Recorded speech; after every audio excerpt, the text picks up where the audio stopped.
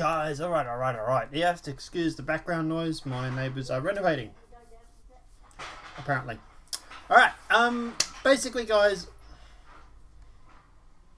the 3.17.2 patch has gone live to Wave 1, which is obviously concierge subscribers and Evocati. Obviously, they've got it before, but yeah. So all three waves now have it. So it is Wave 1. It is database reset. Yes, long-term persistence enabled. Pledge copied enabled. Starting UEC $10,000. Testing focus is obviously hit registration ship combat tests for PU and AFC. So that's the Persistent Universe and Arena Commander. Derelict Reclaimers, version 1. Derelict Colonization Outposts. New space stations and Lagrange points. Graham Hex Hospital expansion. Combat Service Beacons, version 2. Illegal collect and delivery missions. Player and AI network updates. So, known issues, there is location, transit elevators, multiple stations, easy hab elevators are broken. AI characters inventory, looting the weapon from an unconscious AI will cause it to teleport back into their hand for a short period of time after picking it up. Mission content UI, mission objective markers disappear once arrive at a derelict outpost. Mission bounty mercenaries, dying in lawful UGF missions causes the player to respawn at Grimhex. Bunker turrets, lawful missions. Bunker turrets will shoot a player with lawful mission to be at the bunker. UGF raids, mission AI combat AI. Some enemy AI will not engage security AI or players. Physics vehicles actor tech EVA. When entering a ship's physics grid from EVA, the player may be forcefully repelled. FPS weapons, weapons holster or unholster unintentionally. Shop kiosks, multi-buy. When using the buy max feature or buying from the max of an item of 1,000, further attempts to purchase from the store will result in inventory error or insufficient stock. Missions. Halt illegal salvage, unauthorized salvage detected. Missions do not generate a mission marker on the initiation of arrival. Ships, components and interior zones remain when ships are destroyed. Mission UGF location. NPCs not spawning at the mission locations. When purchasing a rental vehicle from a renting kiosk, the money taken will not be displayed properly at the kiosk. Locations. Where are we up to? Yep. Locations, elevator, physics, hangar, elevators collide, pushing players through its path. Shopping kiosks UI, building blocks, controls / mouse. When selecting the text field box for quality modifier, you lose control of the in-game mouse cursor. Locations are tech. Elevators have portals, viz areas where the doors open, and Stanton ASOP's ships and landing pads end up in unknown state. So there is a lot that needs to be fixed before obviously it goes live, and even for the subscribers and Evocati and Concierge, it's a pretty rough patch. Some of these are major bugs, like for example the AI not spawning or reacting. Bunker missions saying that you're unlawful while being lawful. Some of this stuff is obviously stuff that really needs to be fixed before it goes live. But there is a whole bunch of new features too. Locations, derelict reclaimers, derelict reclaimer colonizations outposts. They've got the AI planetary navigation, which is what I'm really interested in. AI landing improvements. So this enables the AI ships to land and deliver reinforcements, which ties into NavMesh, obviously. Illegal collection and delivery missions. There's a new set of missions focusing on the illegal cargo. That's what they were talking about in Inside Star Citizen today. So weapons and items, they've added new lootable items such as the Grey Cat salvage backpack and a new armor to shops and lootable containers. And that's the stuff that was mentioned in Inside Star Citizen today as well. Features are the updates for locations, the rest stop hangar additions. So they've added existing rest stops to have small and medium hangars. They've added Stanton Lagrange points. They added additional hospitals to Grimhex. which is good because it was sort of getting a bottleneck there. Expansion of Grimhex to add many additional medical rooms. Improve NPC face randomization to be more diverse. Combat service beacons version 2, so they've updated combat service beacons for more variety, reward, and experience, which is also mentioned in Inside Star Citizen today. Food and drink QOL patch purchasing update. So food and drinks can now be purchased in multiples using many shop kiosks. So shop kiosk QL updates, general UI polish pass. So high value gems will now be much added friendly AI markers to missions. Ships and vehicles, disabled corpse AR marker showing for other players. Ships and vehicles, the Mustang Alpha has a quality of life update, which is now allowing it to have cargo boxes and have space for cargo boxes, which is obviously a good thing.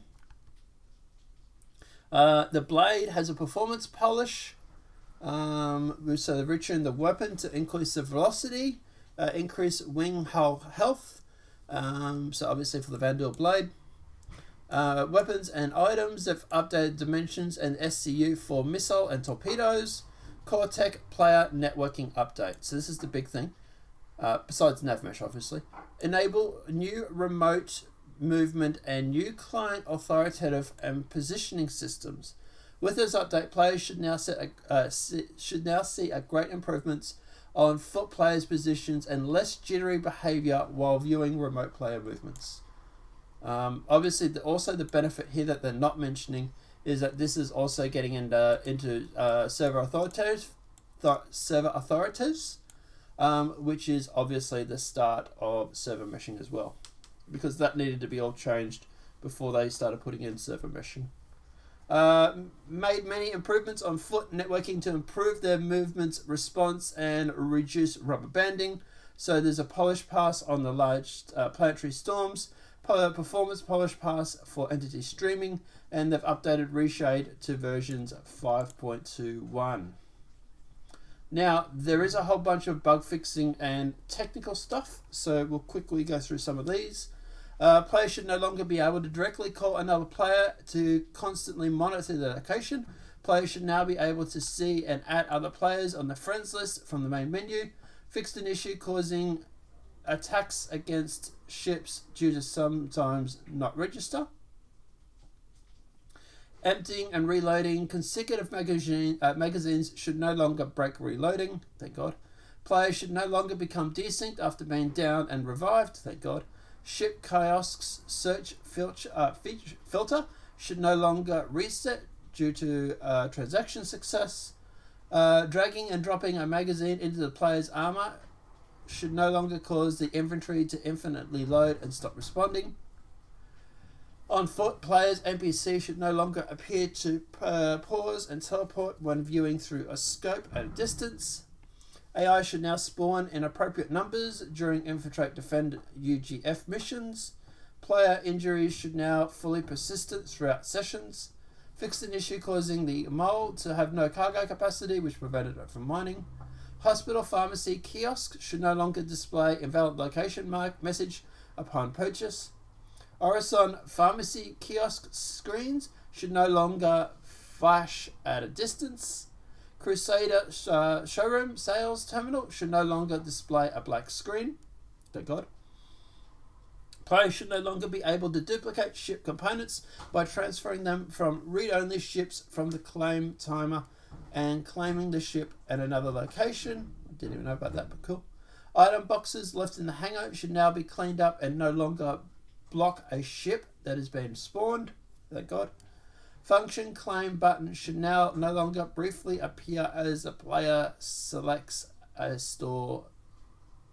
Sorry. Function claim button should no longer briefly appear. Okay. After player selects to store a ship. Okay. Area 18 Senate Mass Elevator does no longer duplicate. Astra Armada ship console displays should no longer have Z fighting. Okay, didn't even know what the Z fighting is, but okay, cool. Orison Kovalax shipping and trading kiosks should now have proper interaction. Refinery ship kiosks should no longer have blank displays. Defiance core armors should no longer have the wrong color in inventory. Players should now be able to interact and buy the Tiger Claw crypto key from Grimhex. Schumann Interstellar kiosk in the new Babbage should now correctly use the new shop UI. Filtering out items in the Self tab should now be correctly removed from the current list. Uncommon loot crates should no longer be missing from the Caterpillar derelicts. Ships should no longer hop and jump around after being spawned. Starfire Gemini should no longer be missing in its table and benches. Okay. Fixed an issue causing players to impact into planets when quantum traveling to a party marker on the surface. Thank God for that. Scorpius Quantum Drive UI should no longer be very small, making it hard to read. Players should now be able to change the lower weapon on the Scorpius's turret. Scorpius headlight should no longer be dim and hardly usable in dark terrain, causing particle effects to blind the pilot's view. Players should now be able to interact with a top right MDF of the Cutlass series. Remote turret can now be slaved to a drive in the Nova tank. Okay. Argo Raft, Ursula Rover, and the Ballista and the Spartan. Redeemer Nose turret should now fire correctly. Fixed an issue causing the control panel and the guardrails of the Reclaimer elevators to not follow along with it. Reclaimer elevator should now correctly show option to go up when they're at the bridge level. Jettison cargo in a thought prompt should have visible inside of the prospector. Oh, right, yeah, that's the inner thought that allows you to jettison cargo. Gotcha. Hammerhead's front interior airlock doors should now allow players to open and close them correctly when docked to a station. Cool. Atmosphere should no longer be missing from the lower decks corridor of the rear elevator of the 600i. Alright, so heads cough. Players should no longer be able to fall through the closed rear ramp of the Cutlass Steel. Starfire should now be able to quantum travel to another ship when it's docked to it. Players should be able to access the Origin 135C cargo bay. The Rock DS should now hold its correct amount of cargo. AI Corps, so that's 3.5 SCUs. AI Corps should no longer be despawned too quickly while the players are near. Vaulting over objects should no longer seriously injure or knock out a player. Helpful. Player EVA animation should no longer appear as them standing in space. Illegal and legal deploy probe missions should show up correctly in the contract manager. Ellington Gang Idris should now be able to maintain its flight in atmosphere, so no more crashing into a planet. The Mozarf SH helmet check lights should now no longer present externally for the female characters. Clash Prison Escape Rover should no longer spawn offset inside its garage. Players should now suffocate when their suit runs out of oxygen while in the Cresco mines. Hacking chip should no longer appear sideways when equipped by a player.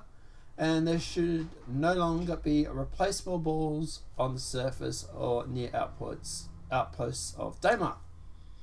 They have fixed 19 client crashes, holy dooly, 17 server crashes, fixed multiple back-end server crashes, and AC scoreboard should no longer crash the client.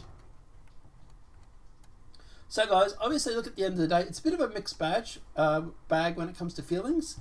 Obviously there's a lot of stuff that obviously needs to be fixed. Obviously it's still it's still Wave 1. We expect that. But at the end of the day, they're obviously really hammering out these bug fixes. And yeah, it looks like it'll be a good patch. If they can get these bugs, these known issues down to a manageable size, then I reckon it's going to be a really, really good patch. But guys, let me know what your thoughts are in that comment section below. Obviously, this video has been helpful. Please smack that like button. If you're new to the channel, welcome and subscribe. Apart from that, guys, we'll see you in the next demonetized video from YouTube. Have a great night and enjoy.